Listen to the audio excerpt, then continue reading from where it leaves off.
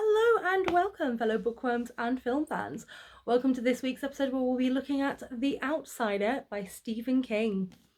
Now, the book itself was published in 2018, and I will be comparing it to a 10-part miniseries that just finished airing in 2020. Now, I will be looking at four major things as usual. So I'll be looking at the plot, I'll be looking at the TV series itself, I'll be looking at the book itself, and of course I'll be looking at overall how well does the book and the TV series marry up, as it were. Now, we'll start, as we always do, with the plot. Now, I'm going to go through sort of the similarities and then the differences within this plot, because obviously it's compared on a 10-part miniseries. It's going to be slightly different to how I would normally compare it. So, for example, the similarities, the timeline remains pretty much the same in regards to sort of like the beginning, the middle, and the end. For example, when we meet the witnesses, the arresting, the finding of the evidence, they've kept characters pretty much the same as well. The way that the Peterson boy gets killed at the beginning of the book. Oh, I forgot to say, sorry, obviously the Peterson boy dies straight away, but there will be spoilers within this episode due to the fact that obviously I will be discussing the the TV series and the book in its entirety. But then you sort of like they also kill off the Petersons' mother, they also kill off the Petersons' father, and they kill off the Petersons' brother as well. So that entire family still does die in the same way. Terry Maitland being killed by the other Peterson boy stays exactly the same. The process around Terry Maitland's arrest and then them finding out that maybe they'd arrested the wrong person, despite the fact that there was insane amount of evidence, fingerprints, DNA, eyewitnesses, absolutely everything. They still sort of like when they reopen it, they sort of do it that the same way. The fact that he proclaims his innocence with his last breath, and then that's what makes them go, oh, this could be right. Reaching out to so Ralph, who is the cop that's been dealing with it, his uneasy feeling, and he's reaching out to the Maitland family to apologise and see if there's any way that he can help them and maybe have a look at maybe his innocence. The Thing staying behind to revel in the chaos and to basically just like suck on the despair and destroy the families and everything. That's pretty much the same as well. The shedding of the skin, you see a previous victim to Terry and Holly. And Holly, who's the private investigator, starts to see a pattern emerge. And again, these are all similarities. The cop forms an uneasy alliance with a lawyer and a private detective, as well as Holly as well. They start to figure out that something isn't adding up. The Thing is warning Ralph's wife to tell him to give it up, otherwise he will die. And Holly mentions to everyone that is El Cuco, who's sort of like a nightmarish bogeyman, as it were, that can shapeshift. So Holly mentions to everyone that it is El Cuco and presents her findings, and then they finally realise who the next victim will be. So this is sort of like all the similarities within the TV series and the book. Now the differences, as you know, TV series, they have a certain amount of episodes, a certain amount of time that they kind of need to fill. So maybe some things get added, which I will put forward right now. So you don't see the dad of the dead child as much. So the Peterson boy, you sort of like, you hear about, once the mum's died, the dad then goes out and kills himself. But in the TV series, he's around a lot more, and he seems a lot angrier. The mum it's a small thing, but the mum isn't as overweight in the TV series as she is in the book. In the book, she's described as being very, very heavy, which is what causes her heart attack. In the film, she just doesn't seem as big, so she doesn't seem like she has those underlying problems. So when she does die of a heart attack, it's not as expected, as it were. They've killed off Ralph's son as well for some unknown reason. Like in the book, he's got a happy little boy that's off at camp. In the TV series, they just kill him off. They kill him off with leukemia. And it's just, there's no need for that. And I just don't understand why they've done it. And so that gives Ralph like this edgy sort of like personality. But he was a good character in the book. I don't understand why they killed his child. So the conference is for banned books rather than the meeting of an author. So it is sort of like, it's a little thing like that. So for example, he's supposed to go to this teachers' conference for banned books, but so the teachers' conference, he's going out with some friends to meet this author, but in the TV series, apologise. Every time, if I say film, just imagine TV series. So in the TV series, it's for banned books within the thing, and you've still got the video evidence, you've still got the fingerprints, you've still got the eyewitness statements that he's in two places at once, basically. So you see Holly earlier in the TV series than you do in the book, and she seems to sort of they fly out to meet her, which never happens. And then Holly traces it back to a nurse, who then traces it back to, she goes further back into the history of this El Cuco than she ever does in the book. She also ends up with a boyfriend as well, like a cop that she never did. Like, if you know anything about Holly's personality, because she's also in another series by Stephen King, Holly Gibney, and it just doesn't seem right. You know, she's brilliantly played, but I feel like giving her a boyfriend was sort of like a bit of a cop out, as it were. Like, they had to have a love interest for her. I don't get why, but they did. So you've got all that. So she then goes back and she finds history. She finds this other guy that's been controlled by El Cuco with like blisters on the back of his neck, and then, you know, and that never happens in the book. So she finds this person in the TV series, and then he dies by cop suicide, basically. Pulls a gun and everybody shoots him. Which, why they added it, I couldn't tell you. I think they just needed to fill some airtime. So then Holly speaks to somebody else at home, who then puts her onto this El Cuco myth.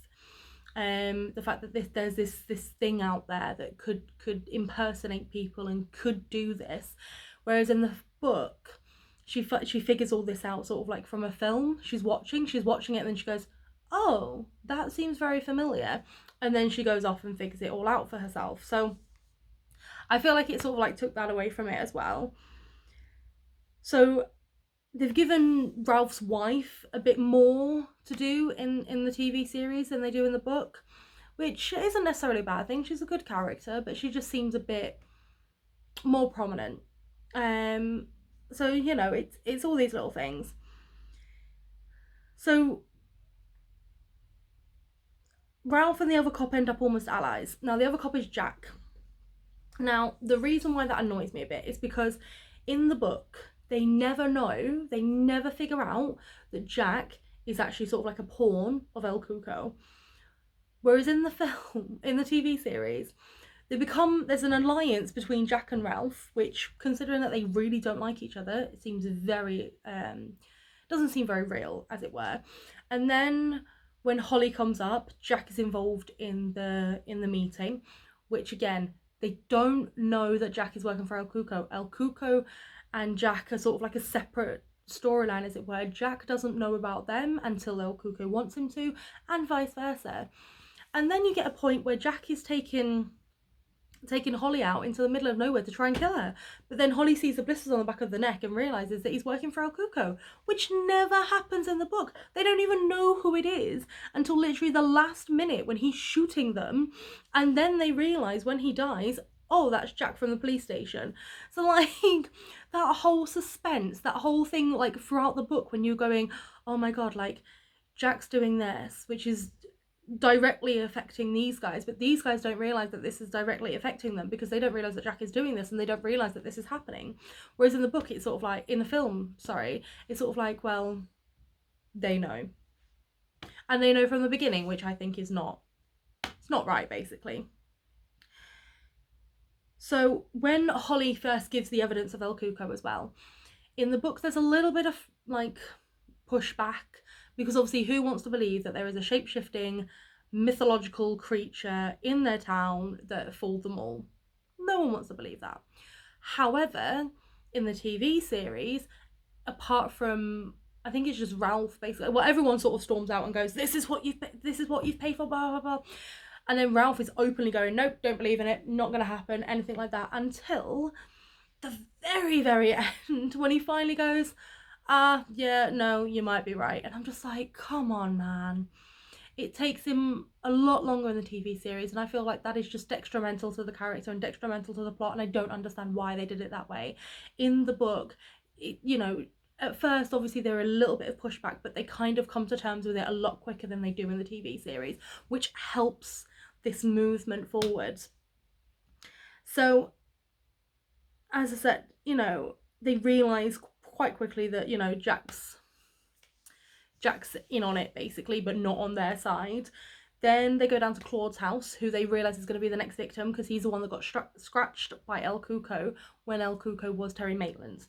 So they go down. In the film, in the TV series, I need to stop saying film. In the TV series, it's his brother who's with Claude, and they are very angsty, as it were.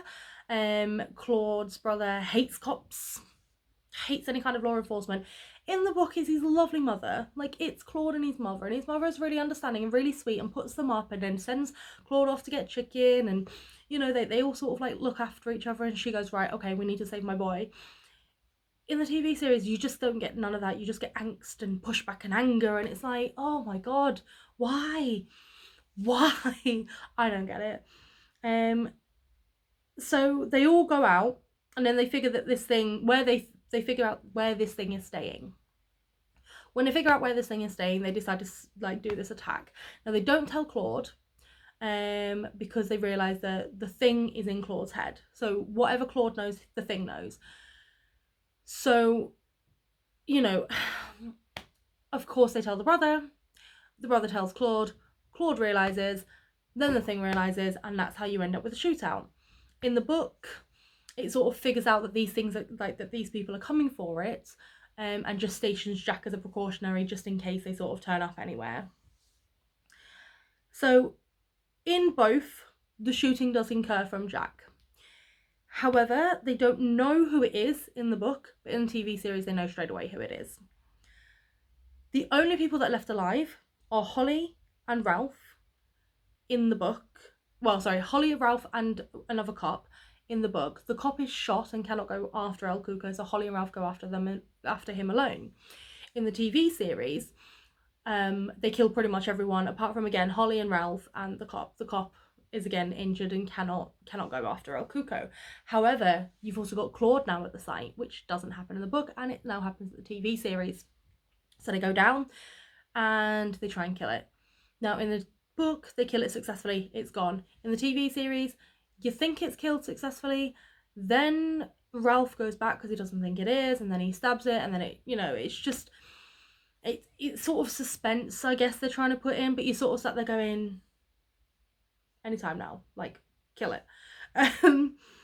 So then they manage to finally destroy El Cuco, and those that are left go back to their lives. Obviously they have to deal with the fact that, you know, all these people are dead, but it's not going to work and everything like that. And it finishes The Outsider, everybody going off their separate ways and going, okay, that's fine, you know.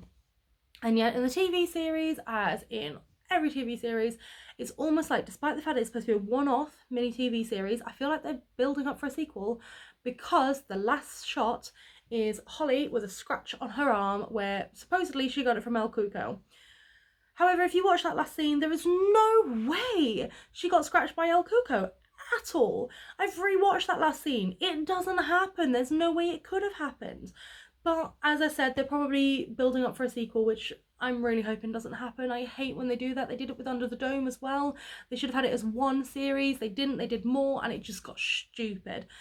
I might do that as a later episode, actually. It is Under the Dome. So, in regards to the plot, by episode 7, it's almost running completely on its own little tangent. It's no longer following the book narrative. They've added things that they didn't need to add. They've changed plot points. I feel like maybe it was just too long of a TV series, like they shouldn't have done 10 episodes. The plot itself, they tried to keep as true to it as they could, and they were trying to give a bit more backstory, but I feel like, you know, there was a lot of similarities, but there was way too many differences as well. So with regards to plot, I'm going to give it a not it, because that's another Stephen King book, which again might be another episode, but I'm going to give this plot a 6 out of 10, because it did stick quite close despite the fact that it did add things and take things away. Now, the TV series, it started out very, very good. And in fact, I was enjoying the series and I had great hope for it as well. And little things like killing off Ralph's son, I thought was a bit OTT, but I was like, okay, no, that's fine, we can deal with it. However, I think that 10 episodes was 4 episodes too long. I feel like it would have done well with 6 episodes, and I feel like it probably would have done better with 6 episodes, because there was almost like some episodes were filler episodes, and the whole thing where she goes back 5-6 people to find out exactly what El Cuco is a bit OTT, and I really didn't enjoy that. I didn't enjoy the love interest they gave Holly, because I felt like she didn't need a love interest. She didn't need that. She was a fantastic character all on her own. I feel like the whole thing with like adding Jack as almost like a friend, and then them being betrayed by Jack, and then trying to save Jack and all of that, again, I don't think they needed that. I just wanted to switch it off. I did, and by the end of it, I sort of like I got so far in the TV series, I was like, I need to finish it, but I wanted to switch it off. So I probably wouldn't recommend this TV series to anyone. It's so frustrating because it started out so well, but I'm gonna give it a 3 out of 10 for the TV series. Now, the book, I really enjoyed this book, which is why I was so excited for the TV series, especially so soon after the book was released. I figured out, to be fair, as I've said in previous episodes, me and Nikki love whodunits. We love trying to figure it out before anybody else. And in all fairness, I figured out pretty quickly what was going on. As soon as it was like 2 people in one place, and I was like, oh, that's supernatural coming back to me, shapeshifter. So it was sort of like, I figured it out pretty quickly, but that didn't take away from the suspense. It didn't take away from the story at all. I love his sort of style of writing, and I feel like this is King going back to like his earlier days, his better days, rather than the Tommyknockers series, or the Tommyknockers book, which, please God, never read. But it felt like a good original King story, and it had all the little nuances and the little twists, and even though you kind of knew what was going on, you still sat on the edge of your seat going, oh, will they figure it out? So I would definitely recommend this book to absolutely anybody that would like to read it, and I will give it a 9 out of 10. Now, overall, as I mentioned, the plot started very similar and then just curtailed all on its own. I think it's because of the amount of episodes. I feel like they had characters that were added that didn't need to be added. The characteristics of some of the people as well, they sort of like amped up in the TV series. The setting was pretty much the same, but overall, I think it started off very strong, but it did lose its way. And so I'm going to give it a 5 out of 10 overall, which I think is being very, very generous. Turn into Sean Connery then. It's very generous. So this is always my own opinion. Of course, if you do disagree with anything that I say, please do comment. But don't forget to subscribe and like so that you're alerted whenever there's a new video coming out. Now, if there are any book to film adaptations you'd like me to try, do leave below in the comments. I know I've got Cat in the Hat on my list to do. I haven't forgotten about that. It's just sort of like, it is, I've got quite a long list I am working down it. I promise it is coming. But join me next week for my contented narrative around Bridge to Terabithia. But until then, don't forget to always keep it contento.